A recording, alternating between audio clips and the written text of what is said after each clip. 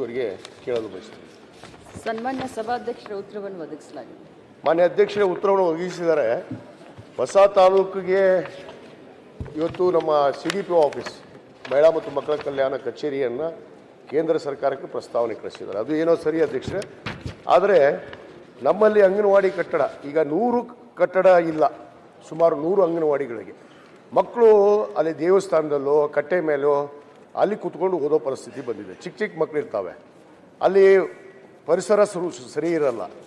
ಅದಕ್ಕೆ ನಾನು ತಮ್ಮ ಮೂಲಕ ಮಾನ್ಯ ಸಚಿವರಿಗೆ ಒತ್ತಾಯ ಮಾಡೋದೇನೆಂದರೆ, ಬೇಗನೆ ಆ ಅಂಗನವಾಡಿ ಕಟ್ಟಡಕ್ಕೆ ಜಾಗ ಕೊಡಿಸ್ಬೇಕು, ಜಾಗಕ್ಕೂ ದುಡ್ಡು ಕೊಡಬೇಕು ಮತ್ತು ಕಟ್ಟಡಕ್ಕೆ ದುಡ್ಡನ್ನು ಬಿಡುಗಡೆ ಮಾಡಬೇಕು ಅಂತ ನಾನು ಒತ್ತಾಯ ಮಾಡ್ತೀನಿ. 2.5 ವರ್ಷದಲ್ಲಿ ಬಹಳಷ್ಟು ಅಂಗನವಾಡಿ ಕಟ್ಟಡಗಳನ್ನು ನಾವು ಪ್ರಾರಂಭ ಮಾಡಿದ್ವಿ ಮತ್ತು ಮುಗಿಸಿದ್ವಿ. ಹಳೆ ಪೀರಿಯಡ್ನಲ್ಲಿ ಏನು ಕುಂಠಿತವಾಗಿ ಸಾಗ್ತಾ ಇತ್ತು ಅಂಗನವಾಡಿ ಕಟ್ಟಡಗಳನ್ನ ಅವನ್ನೆಲ್ಲ ಭಾಳಷ್ಟು ಕ್ಲಿಯರ್ ಕೂಡ ಇಲ್ಲಿವರೆಗೆ ಮಾಡಿಸಿದ್ದೇವೆ. 2023-24ರಲ್ಲಿ ಭಾಳಷ್ಟು ಅಂಗನವಾಡಿ ಕಟ್ಟಡಗಳನ್ನು ಕೊಟ್ವಿ. ಅದು 24-25ರಲ್ಲಿ ಸ್ವಲ್ಪ ಕಡಿಮೆ ಆಗಿದೆ.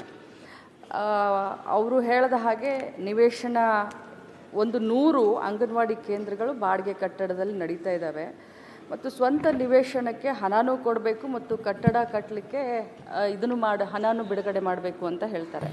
ತಮ್ಮ ಗಮನಕ್ಕೆ ತಮ್ಮ ಮುಖಾಂತರ ಅವ್ರಿಗೆ ಹೇಳಲಿಕ್ಕೆ ಬಯಸ್ತೇನೆ, ನಾವು ಏನು ಹಳ್ಳಿಗಳಲ್ಲಿ ನಿವೇಶನವನ್ನು ಕೊಡಬೇಕು, ನಮಗೆ ರೆವಿನ್ಯೂ ಡಿಪಾರ್ಟ್ಮೆಂಟ್ಗೂ ಬರೆದಿದ್ದೀವಿ ಮತ್ತು ಸಂಬಂಧಪಟ್ಟಂತೆ ಎಲ್ಲ ಜಿಲ್ಲಾಧಿಕಾರಿಗಳಿಗೆ ಈಗಾಗಲೇ ಪತ್ರವನ್ನು ಬರೆದಿದ್ದೀವಿ. 2-3 ಸರಿ ವಿಡಿಯೋ ಕಾನ್ಫರೆನ್ಸ್ ಮಾಡಿ ಬಹಳಷ್ಟು ಜಿಲ್ಲಾಧಿಕಾರಿಗಳು ಇಂಟ್ರೆಸ್ಟ್ ತೆಗೆದುಕೊಂಡು ನಮ್ಮ ಅಂಗನವಾಡಿ ಕಟ್ಟಡಕ್ಕೆ ನಿವೇಶನಗಳನ್ನು ಈಗಾಗಲೇ ಮಂಜೂರು ಮಾಡಿದ್ದಾರೆ.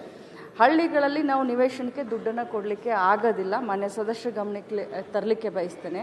ಆದರೆ ಅದೇ ಪಟ್ಟಣದಲ್ಲಿ ನಿವೇಶನಗಳನ್ನು 50% ಸರ್ಕಾರದ ವತಿಯಿಂದ 50% ದುಡ್ಡನ್ನು ಕಟ್ಟಬಹುದು ಅಂತ ನಾವು ಮೊನ್ನೆ ಬಜೆಟ್ನಲ್ಲಿ ಕೂಡ ಅದನ್ನು ಘೋಷಣೆ ಮಾಡಿದ್ದಾರೆ.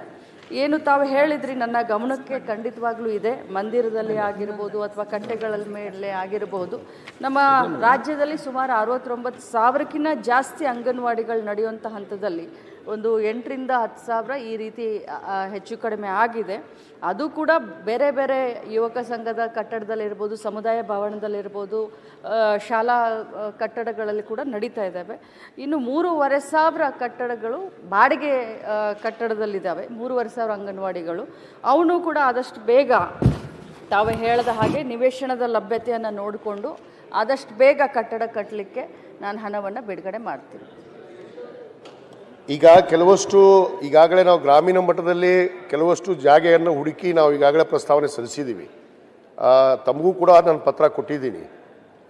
ಆದರೂ ಕೂಡ ಈಗ ಹೇಳಿದ್ರಿ ತಾವು ಭಾಳಷ್ಟು ಅಂಗನವಾಡಿ ಕಟ್ಟಡ ಮಾಡಿದ್ದೀರಿ ಅಂತ. ಈಗ 23, 24, 24, 25, 25, 26 ಇಲ್ಲಿ ನೋಡಿ ಮೇಡಮ್, ಮಾನ್ಯ ಅಧ್ಯಕ್ಷರೇ ಕಟ್ಟಿರೋದು ಎರಡೇ ಕಟ್ಟಡಗಳಾಗಿದ್ದಾವೆ. ಅದಕ್ಕೆ ದಯವಿಟ್ಟು ನೀವೀಗ ಪ್ರಸ್ತಾವನೆ ಸಲ್ಲಿಸಿದಿರಿ, ಸರ್ಕಾರಕ್ಕೆ ಬಿಡುಗಡೆ ಮಾಡ್ತಾರೆ ಬಜೆಟಲ್ಲಿ ಅಂತ ಹೇಳ್ತೀರಿ ಮೇಡಮ್. ಆದರೆ ದಯವಿಟ್ಟು ಬೇಗನೆ, ಯಾಕಂದರೆ ಮಕ್ಕಳು ಹೊರಗಡೆ ಇದ್ದಾರೆ, ಹೊರಗಡೆ ಕೂತ್ಕೊಂಡು ಓದ್ತಾರೆ, ಬಿಸಿಲಿರುತ್ತೆ. ಅದಕ್ಕೆ ದಯವಿಟ್ಟು ಬೇಗ ದುಡ್ಡನ್ನು ಕೊಟ್ಟು, ಈಗ ಕೊಟ್ಟಿರುವಾದರೂ ನಾವು ಜಾಗ ತೋರಿಸಿದ್ದಾದರೂ ಕಟ್ಟಕ್ಕೆ ಪರ್ಮಿಷನ್ ಕೊಡ್ರಿ ಅಂತ ನಾನು ವಿನಂತಿ. ಮಾನ್ಯ ಅಧ್ಯಕ್ಷರೇ, ಸಭಾಧ್ಯಕ್ಷರೇ, ನಾನು ಇವತ್ತನೇ ಅಧಿಕಾರಿಗಳ ಹತ್ರ ಚರ್ಚೆ ಮಾಡಿ ಬೇರೆ ಎಲ್ಲಿ ಕಟ್ಟದೇ ಉಳಿದಂಥ ಭಾಳಷ್ಟು ಅಂಗನವಾಡಿಗಳು ಕಟ್ಟದಲೇ ಉಳಿದಂಥ ದುಡ್ಡು ಇರುತ್ತೆ, ಅವನ್ನೆಲ್ಲ ಕ್ರೋಢೀಕರಿಸಿ ಮಾನ್ಯ ಶಾಸಕರು ಹೇಳಿದ ಹಾಗೆ ಆದಷ್ಟು ಬೇಗ ಅಂಗನವಾಡಿ ಕಟ್ಟಡಕ್ಕೆ ಅವ್ರ ಕ್ಷೇತ್ರಕ್ಕೆ ಕೊಡಲಿಕ್ಕೆ ನಾನು ಪ್ರಯತ್ನ ಮಾಡ್ತೀನಿ. ಧನ್ಯವಾದಗಳು.